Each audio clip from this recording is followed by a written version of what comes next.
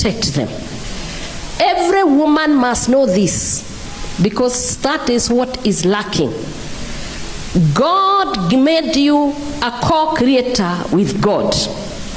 It is a woman, not the man, who has a womb.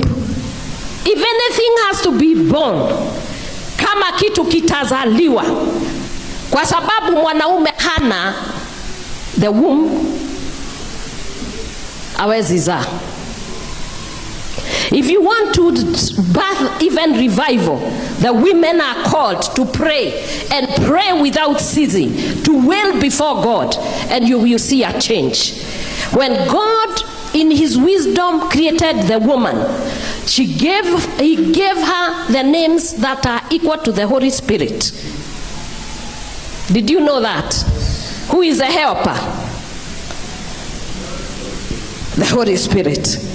And what was the woman made to do? To be the helper to the man. And we are told whoever finds a wife finds a good thing and get favor from. Kama kwako hakuna kibali, ni nani tutauliza? Ni nani tutauliza?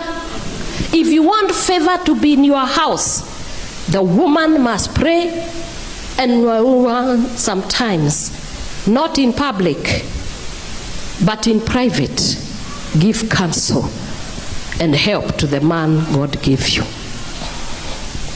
Usienda huko unamwambia wewe sijui unakaa.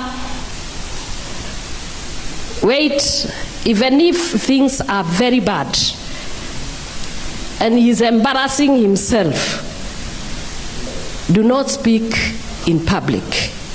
Wait until you get home. Naona sasa na sweat because I'm speaking in front of my man. It is not easy, kina mama. But let me tell you, it is the woman who carries a womb and carries every child, and you have the knowledge, you pass that knowledge. What do we teach our children? The mother tongue. Is it a father tongue or a mother tongue? If a child is going to love, it is the mother who is going to show them how to love. If the child is going to fear God and be able to respect people, it is the mother who is going to do it. Because before that child start to speak, men don't even know the languageless language. Only a mother does. No motumia tu ogearia rugeri etawa ikaine na mwana wake. Todo mwana wa mushiara aumaga atware language.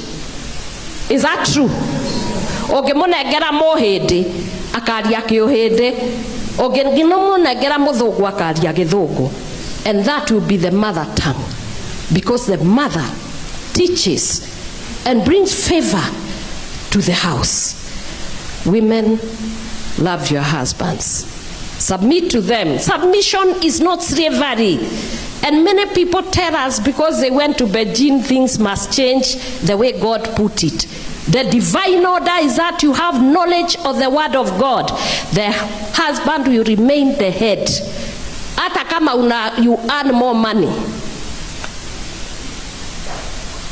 Hata kama uko na pesa mingi kiasi gani. The head is still the man.